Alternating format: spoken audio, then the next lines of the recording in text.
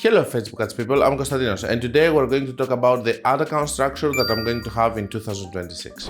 This year we're gonna work again like the previous year with multiple campaigns, watching the average results on the ad accounts and seeing the average results on the bottom. The second thing that we're gonna do is that we're gonna do CBO or ABO depending on what is working better on your ad account. Personally, I like to work more with ABO single ad set if it's working and focusing more on the ads, on the creatives, but CBO is also working on several ad accounts and of course crazy method. The other thing is that for the retargeting, we're not gonna do so much retargeting on the ad accounts unless if it's needed for the funnel, and there are always exclusions to the rule, but in general I would like to have all of my retargeting sales to go on my top of funnel ads because Meta is stealing these sales also there, so there's no point for me to go and trap all of these sales inside my retargeting campaigns.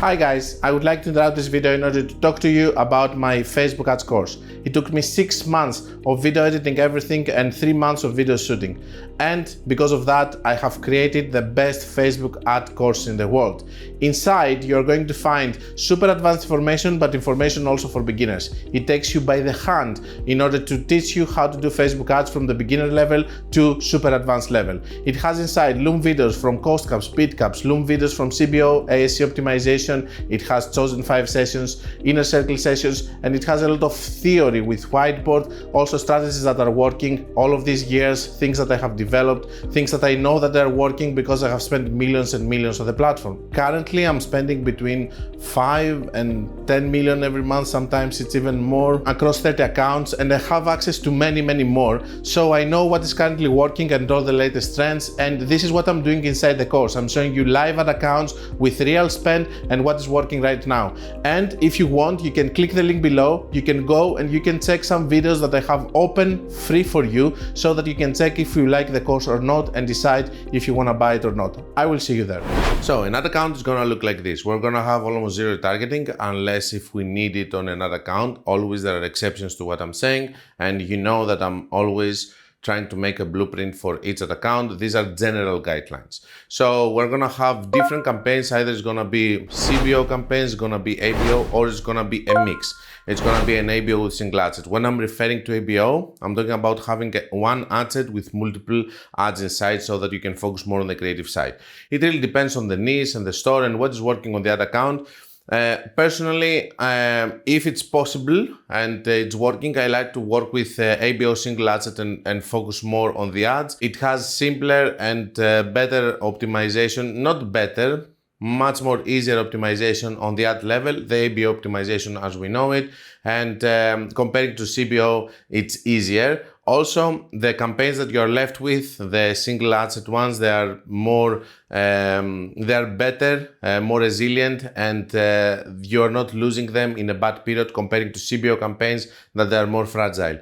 Of course, there are also accounts that you can do a mix. You can do ABO single ad set, then see something that's working, move it to a crazy method, and so on. But this is a structure, basically multiple campaigns, watching the average results on the bottom, and each campaign have a different creative angle, whatever, or even product. If this is the structure of the ad account, for example, you have a store with clothes, and you have to do always ads with new collections and stuff. It really depends on the business, but in general, multiple campaigns, either a mix or one of the two, whatever you like the most, or it's easier for you to optimize. And the last part, the cherry on the top, is gonna be cost caps, which are gonna be the extra. So I'm always gonna try to have a base of campaigns, which is gonna be my base and what I'm spending, and basically on top of that is gonna be the cost caps. If the day is good, they're gonna spend more, giving me the extra sales that I wouldn't be taking because I don't wanna risk my base. Always I'm leaving a cushion in between. In theory, in the worst day of the year, I have to break even with that spend.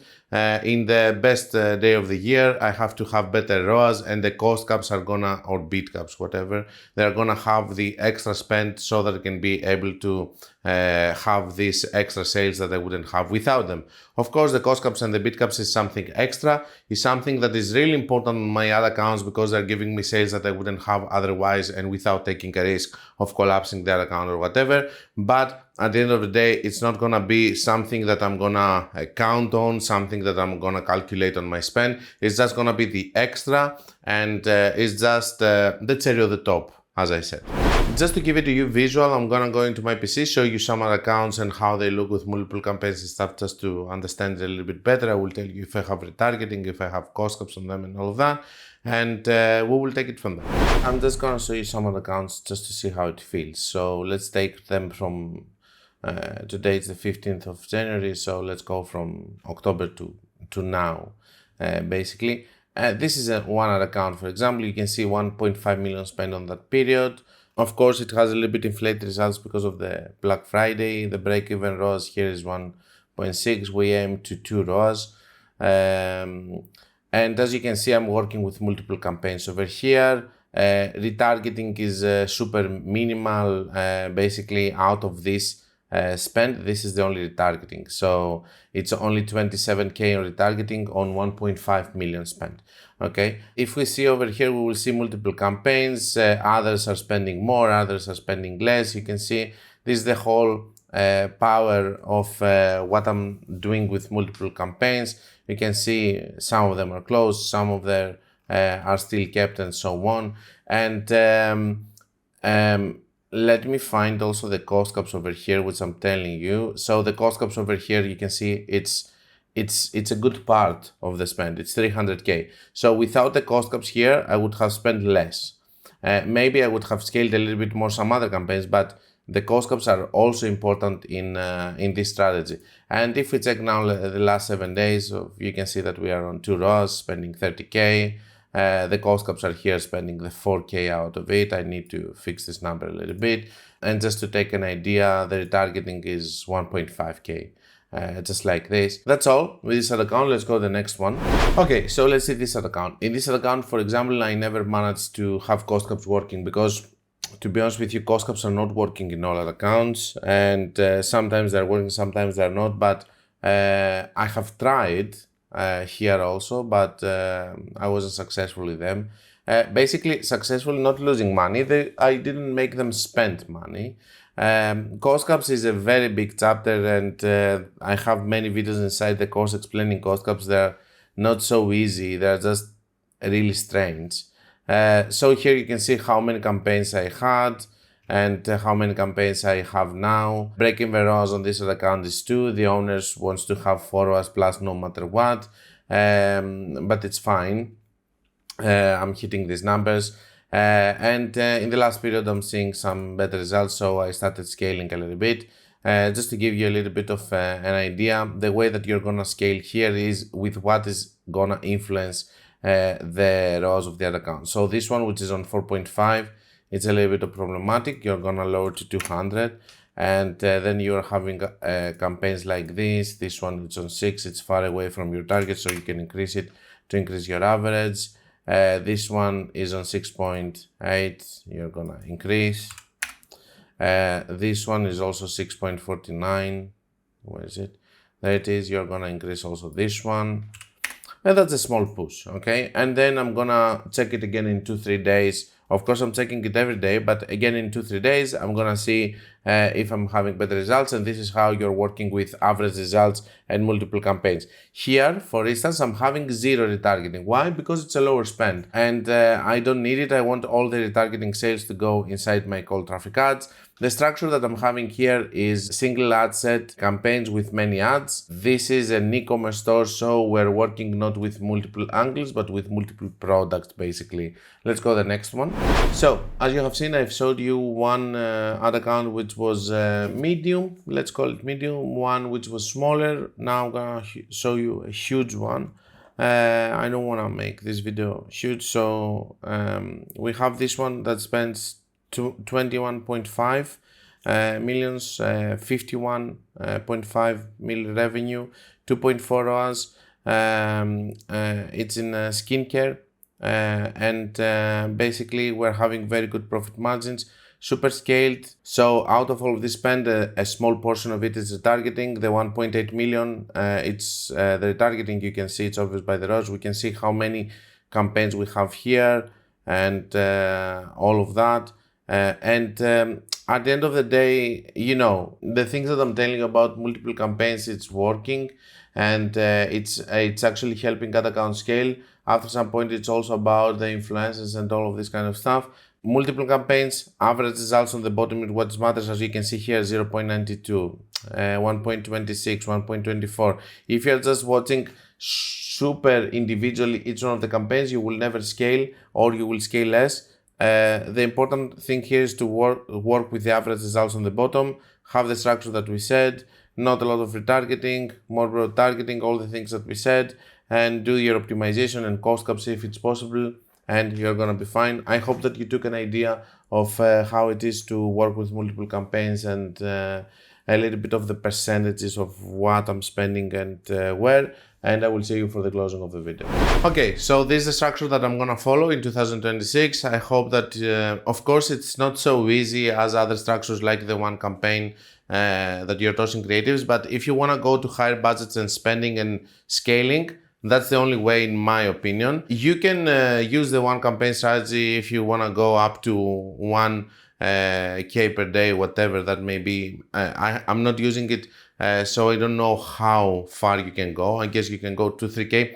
The point is, for how long, if it's gonna stay, if it's gonna be sustainable. I find more stability working with multiple campaigns because I can lower the budgets into different campaigns, not just one. A lot of times people don't know how to go and downscale, which is also an important part of working with only one campaign, and you need to know what you're doing. They don't have information of good days and bad days so that they can take calculated decisions. I have the feeling that average results are preventing you from making mistakes on the ad account, and having also multiple campaigns helps you have a better stability and a better control. So that's the way that I have found also the different angles, the different creatives, instead of you tossing them inside one campaign that is going to give the budget to the one chosen, the best of the best, but the others are not taking budget. All of these things are things that made me work with multiple campaigns, and I have better results. At least this is what I see, even on other accounts that they use one campaign and then I'm taking over. Of course, there is no way to prove which one is right or wrong. Everybody's gonna do whatever they see on the other accounts that's working better. So you should do also the same. You should see what's working better for you. Just take inspiration from my video or other people's video and do the best for your campaigns and for your business.